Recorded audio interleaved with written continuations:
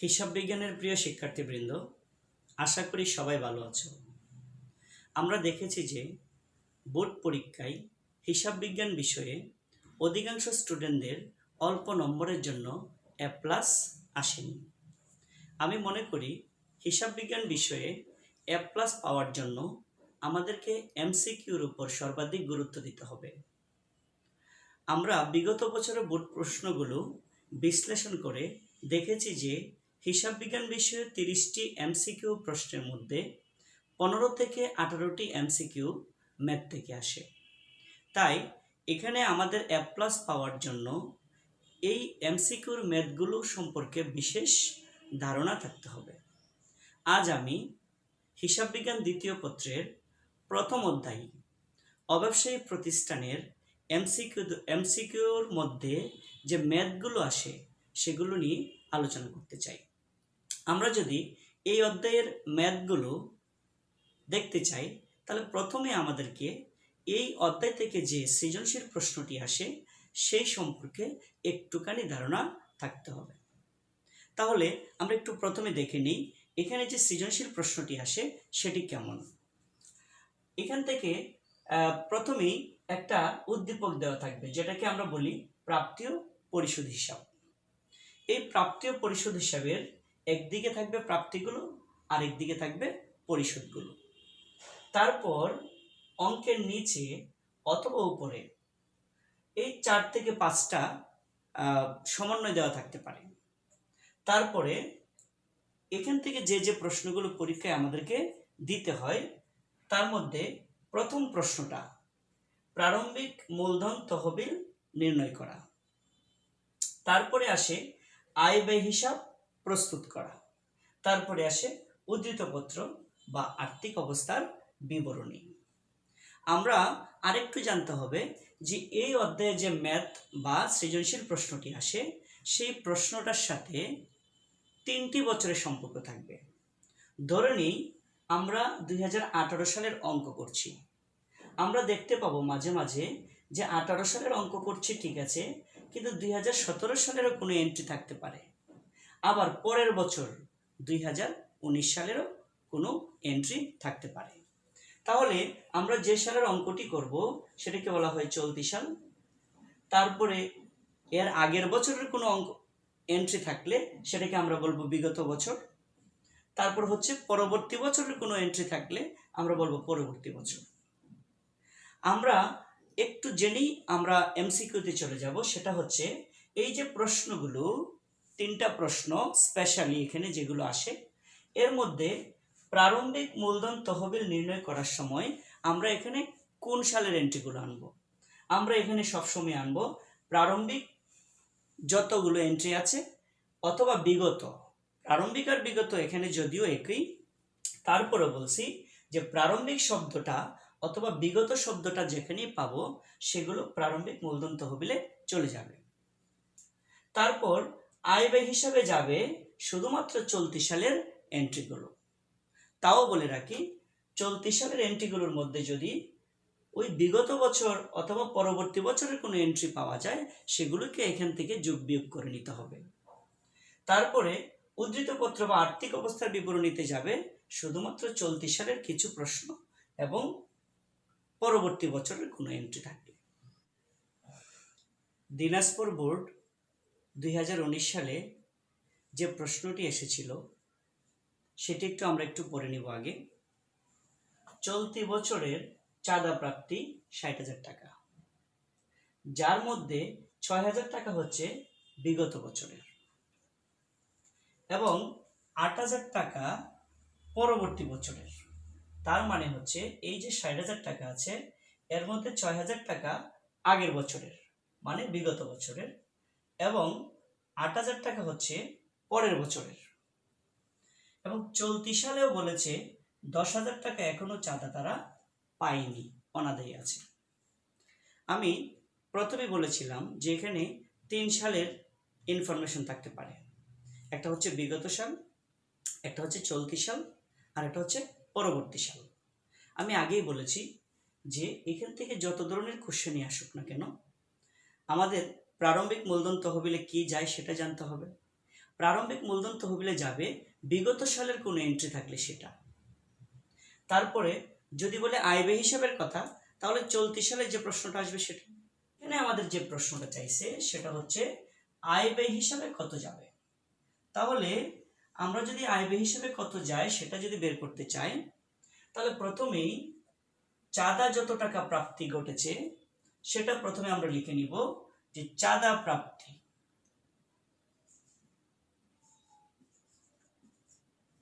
চাঁদা প্রাপ্তি ৬০,০০০ টাকা টোটাল। এর মধ্যে ৬০০০ টাকা বলেছে এই বছরের নয়, আগের বছরের। তাহলে বিগত সালের টাকাটা এখান থেকে বাদ দিতে হবে। তাহলে বিগত চাঁদা, তাহলে বিগত চাঁদা সেটা বাদ দিয়ে দিলাম ৬০০০ টাকা। তারপর এর মধ্যে আবার আছে ৮০০০ টাকা পরের বছরের, তাহলে এটাও কিন্তু চলতি সালের নয়, তাহলে সেটাও বাদ দিতে হবে। পরবর্তী চাঁদা বা পরবর্তী বছরের চাঁদা, সেটাও আমরা বাদ দিলাম ৮০০০ টাকা। আবার তারা বলেছে যে চলতি বছরে, মানে এই বছরের ১০,০০০ টাকা এখনো আমরা পাইনি, তাহলে অবশ্যই এই চাঁদাটাও একটা চলতি বছরের, তাহলে এটা যোগ করতে হবে, যোগ চলতি বকেয়া, তাহলে ১০,০০০ টাকা। আমরা এবার যোগ বিয়োগ করে যত টাকা পাবো সেটাই চলতি বছরের একুরেট টাকা, যেটা আয় ব্যয় হিসাবে যাবে।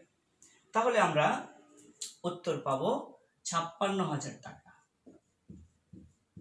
তাহলে দেখো এখানে যদি কখনো বলে আয় ব্যয় হিসাবে কত টাকা দেখাতে হবে, আয় ব্যয় হিসাবে কত টাকা প্রদর্শিত হবে, তাহলে সবসময় শুধুমাত্র এই চলতি বছরের একুরেট টাকা কত সেটা বের করে নিতে হবে। তাহলে আমরা যে চাঁদা প্রাপ্তি পেয়েছি সেখান থেকে আগের বছরের চাঁদা বাদ দিতে হবে, পরের বছরের চাঁদা বাদ দিতে হবে, এবং চলতি সালের যদি কোনো চাঁদা এখনো আমরা না পাই সেটা যোগ করে দেখাতে হবে। সেটাই হচ্ছে চলতি বছরের চাঁদা, যেটা আয় ব্যয় হিসাবে প্রদর্শন করতে হবে। তাহলে আমাদের উত্তর পেয়ে গেলাম। যদিও এখানে একটা কোশ্চেন মাত্র যে আয় ব্যয় হিসাবে কত যাবে, কিন্তু সেখানে আরো কোশ্চেন আসতে পারে। এখানে বলতে পারতো যে প্রারম্ভিক মূলধন তহবিলে কত টাকা চাঁদা দেখাতে হবে। তাহলে আমরা জানি প্রারম্ভিক মূলধনে বিগত বছরের টাকাটা যাবে, তাহলে এখানে বিগত বছরের টাকা আছে ৬০০০ টাকা। যদি এরকম কোনো কোশ্চেন আসতো যে প্রারম্ভিক মূলধনের চাঁদা কত যাবে, তাহলে আমরা উত্তর লিখতাম ৬০০০ টাকা। শিক্ষার্থীরা, আমরা এই অধ্যায় থেকে যে যে প্রশ্নগুলো আসে সেগুলোর উপর বিশ্লেষণ করেই সেখান থেকে ৩টা টাইপের প্রশ্ন সবসময় আমরা দেখতে পাই। একটা হচ্ছে আয় ব্যয় হিসাবে চাঁদা কত যাবে, একটা হচ্ছে প্রারম্ভিক মূলধনের চাঁদা কত যাবে, আর একটা হচ্ছে আর্থিক অবস্থার বিবরণীতে চাঁদা কত যাবে। সবসময় আমাদের বেসিক জিনিসটা মনে রাখতে হবে যে বিগত বছরের চাঁদাটা যাবে প্রারম্ভিক মূলধন তহবিলে, চলতি বছরের একুরেট টাকাটা যাবে আয় ব্যয় হিসাবে, এবং পরবর্তী বছরের চাঁদা থাকলে সেটা যাবে আর্থিক অবস্থার বিবরণীতে। আমরা একই ধরনের আরেকটি কোশ্চেন দেখব, যেটি যশোর বোর্ড ২০১৭ সালে এসেছিল। সেখানেও একই কথা বলেছে, চলতি বছরের প্রাপ্ত চাঁদা ২০,০০০ টাকা, যার মধ্যে বিগত বছরের চাঁদা আছে ২,০০০ টাকা। এটা হচ্ছে বিগত বছরের, যার মধ্যে, তার মানে ওই ২০,০০০ টাকার মধ্যে, এবং পরবর্তী বছরের চাঁদা আছে ৩,০০০ টাকা, ওই ২০,০০০-এর মধ্যে। এছাড়া চলতি বছরের ৪,০০০ টাকা এখনো বকে আছে চলতি বছরে। তাহলে ওরা বলেছে আয় ব্যয় হিসাবে চাঁদা কত টাকা দেখাতে হবে। তাহলে আমরা জানি যে আয় ব্যয় হিসাবে একমাত্র চলতি বছরের একুরেট টাকাটাই আমাদের দেখাতে হবে। তাহলে এখানে তারা চলতি বছরে বলেছে চাঁদা প্রাপ্তি, চাঁদা প্রাপ্তি হচ্ছে টোটাল ২০,০০০ টাকা। এর মধ্যে ২,০০০ টাকা বলেছে বিগত বছরের, যেটি চলতি সালের নয়। তাহলে যেহেতু এটা বিগত বছরের, তাহলে ওই টাকাটা বাদ দিতে হবে। বিগত বছরের হচ্ছে 2000 টাকা, এবং পরবর্তী বছরের যেটা এই সালের নয়, তাহলে সেটাও বাদ দিতে হবে। পরবর্তী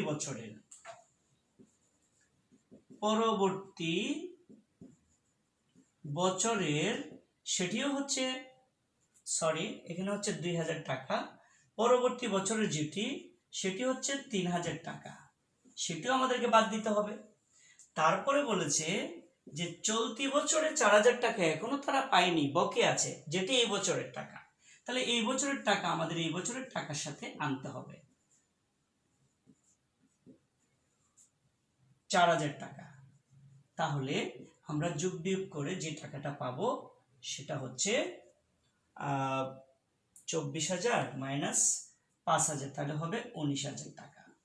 তাহলে প্রিয় শিক্ষার্থীরা, সবসময় আমাদের খেয়াল করতে হবে যে প্রশ্নে আমার আয় ব্যয় হিসাব চাইছে, না প্রারম্ভিক মূলধনের টাকাটা চাইছে, না আর্থিক অবস্থার বিবরণী চাইছে। যদি আয় ব্যয় হিসাব চা, তাহলে আমাদের এই সূত্রটা ইউজ করতে হবে যে চাঁদা প্রাপ্তির সাথে বিগত থাকলেও সেটা বিয়োগ করব, পরবর্তী থাকলেও সেটা বিয়োগ করব, এবং চলতি বছরের বকেয়া থাকলে যোগ করব। সেটা হচ্ছে আমাদের আয় ব্যয় হিসাবের টাকা। এখন যদি এখানে প্রশ্নটা চাইতো যে প্রারম্ভিক মূলধনে কত টাকা দেখাবো, তাহলে আমাদের হবে বিগত বছরের, কারণ আমরা একটু আগেই বলেছি যে বিগত বছর এন্ট্রিটাই একমাত্র প্রারম্ভিক মূলধন তহবিলে যাবে। আর যদি বলে যে আর্থিক অবস্থার বিবরণীতে কত দেখাবো, তাহলে সেটা হচ্ছে পরবর্তী বছর এবং চলতি বছরের বকেয়া। আমি একটু আগে বলেছিলাম যে পরবর্তী বছর আর্থিক অবস্থার বিবরণীতে যাবে চলতি সালের এবং পরবর্তী সালের। তাহলে আর্থিক অবস্থার বিবরণীতে এখানে চলতি সালের টাকাটাও যাবে এবং পরবর্তী বছরের টাকাটাও যাবে। যদি চলতি সালের বকেয়া হয় তাহলে সেটা সম্পদ হিসেবে দেখাতে হবে, আর যদি পরবর্তী সাল মানে কি অগ্রিম হয়, তাহলে সেটা দায় হিসেবে দেখাতে হবে। আমরা আরেকটি কোশ্চেন দেখব, যেটি কুমিল্লা বোর্ড 2019-এ এসেছিল। সেখানে উদ্দীপকটা ছিল যে 2018 সালের সাম্যী ক্লাবের মোট চাঁদা প্রাপ্তি ছিল 74,000 টাকা। গত বছরের চাঁদা বকেয়া ছিল 4,000 টাকা। এই যে গত বছর মানে বিগত বছরের 4,000 টাকা ছিল, যেটি 74,000 টাকার মধ্যে আছে, যদিও তারা এখানে স্পষ্ট করে বলে নাই। যেহেতু চাঁদা আমরা পেয়েছি 74,000 টাকা, তাহলে অবশ্যই আগের বছরের বকেয়া চাঁদা 4,000 টাকা সহই পেয়েছি, এবং মোট চাঁদা প্রাপ্তির মধ্যে মানে 74,000 টাকার মধ্যে আমরা অগ্রিম চাঁদা পাইছি 3,000 টাকা, যেটি পরের বছরের জন্য। এখানে আমাদের দুইটা কোশ্চেন আসছে। প্রথম কোশ্চেনটি আসছে যে আয় ব্যয় হিসাবে চাঁদা কত দেখাতে হবে। তাহলে আমরা জানি যে আয় ব্যয় হিসাবে যদি চাঁদা দেখাতে চাই, প্রথমে আমাদেরকে মোট চাঁদা পাইছি কত, 74,000 টাকা, সেটি লিখতে হবে। সেখান থেকে আমাদের বিগত বছরের কোনো চাঁদা থাকলে সেটা মাইনাস করতে হবে। তাহলে বিগত বছরের চাঁদা ছিল 4,000 টাকা, এবং এর মধ্যে যদি পরবর্তী বছর মানে অগ্রিম পাওয়া যায় সেটাও মাইনাস করতে হবে। তাহলে বিগত সাল সেটাও মাইনাস, মানে পরবর্তী সাল যেটা অগ্রিম, পরবর্তী সাল থাকলে সেটাও মাইনাস করতে হবে। পরবর্তী সাল আছে 3,000 টাকা, সেটাও মাইনাস করতে হবে। তাহলে আমাদের রেজাল্ট আসবে 67,000 টাকা। এটা হচ্ছে, তবে এখানে শুধুমাত্র দুইটা সালের চাঁদাই সম্পর্কিত ছিল, একটা হচ্ছে গত বছর মানে বিগত, আর একটা হচ্ছে পরবর্তী। যদি এখানে চলতি সালেরও কিছু চাঁদা থাকতো বকেয়া, তাহলে সেটাও আমরা নিয়ে আসতাম। তাহলে আয় ব্যয় হিসাবের সহজ খুব সূত্র যে মোট চাঁদা প্রাপ্তির সাথে বিগত সালে থাকলে মাইনাস করব, পরবর্তী সালের থাকলেও মাইনাস করব, এবং চলতি সালের বকেয়া থাকলে যোগ করব। তাহলে এটা হচ্ছে আয় ব্যয় হিসাব। এখন এখানে আরেকটা প্রশ্ন আসছে এই বছরে, যে প্রারম্ভিক মূলধন তহবিলে কত টাকা যাবে। তাহলে আমরা একটু আগে বলেছিলাম যে প্রারম্ভিক মূলধন তহবিল করার সময় শুধুমাত্র বিগত সালের টাকাটা যাবে। তাহলে এখানে বিগত সাল মানে গত বছর, তাহলে গত বছরের চাঁদা ছিল 4,000 টাকা। তাহলে আমরা প্রারম্ভিক মূলধন নির্ণয়ের সময় আমাদের উত্তর হবে 4,000 টাকা। তাহলে এখন যদি আরেকটা প্রশ্ন আসতো, যদিও এটা আসেনি, শুধু দুইটাই আসছে, যদি আসতো যে আর্থিক অবস্থার বিবরণীতে কত যাবে। আর্থিক অবস্থার বিবরণীতে মনে রাখতে হবে চলতি বছরের কোনো বকেয়া থাকলে সেটা যাবে এবং কোনো অগ্রিম থাকলে সেটাও যাবে, যেটা আমরা পরবর্তী বছর বলে থাকি। তাহলে এখানে শুধুমাত্র চলতি বছরের কোনো বকেয়া ছিল না, শুধুমাত্র পরবর্তী বছর যেটাকে আমরা অগ্রিম বলি সেটা আছে, তো সেটা যাবে 3,000 টাকা। তাহলে সবসময় একটা বিষয় মাথায় রাখলে সবগুলো আনসার দেওয়া যাবে।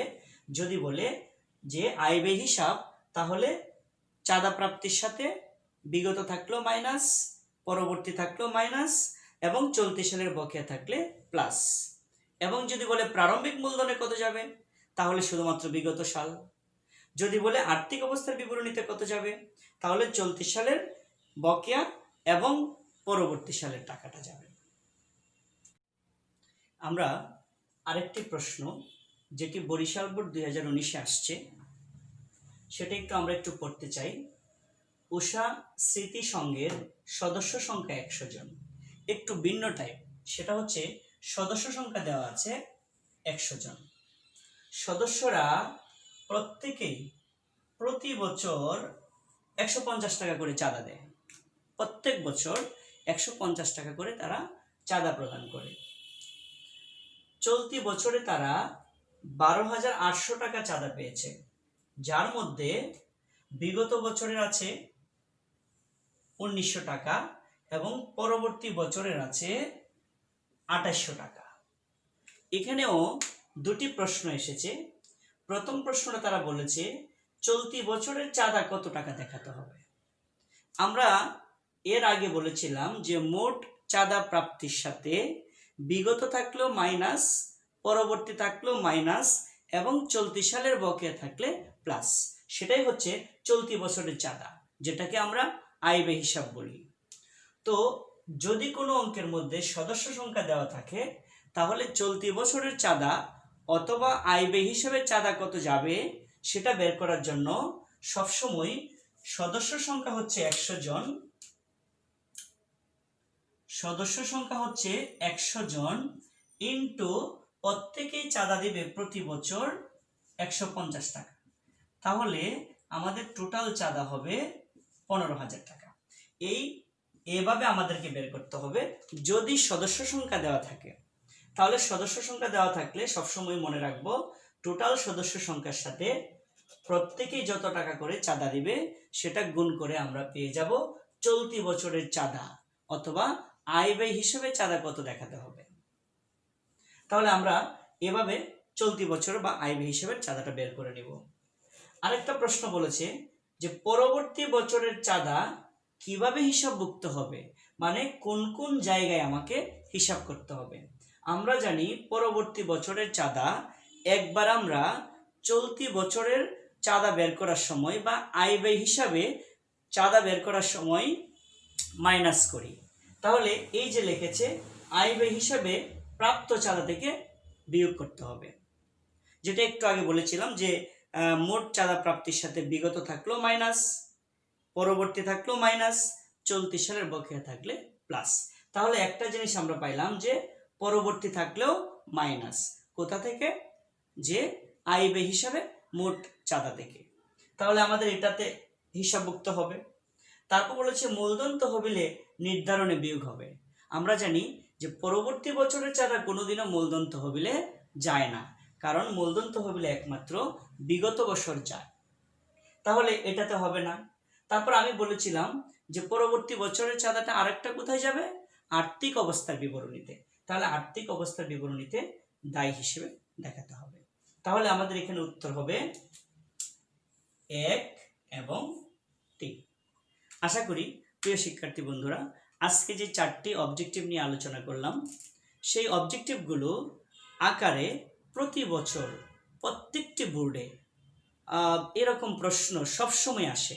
আশা করি আজকের এই নিয়ম অনুসরণ করে তোমরা এই অধ্যায় থেকে এই জাতীয় যতগুলো অবজেক্টিভ আছে সবগুলো নিজেরা প্র্যাকটিস করতে পারবে। এবং আগামী ক্লাসে এরকম আরও কিছু অবজেক্টিভ নিয়ে তোমাদের সামনে আসবো এই প্রত্যাশায় এখানেই শেষ করছি।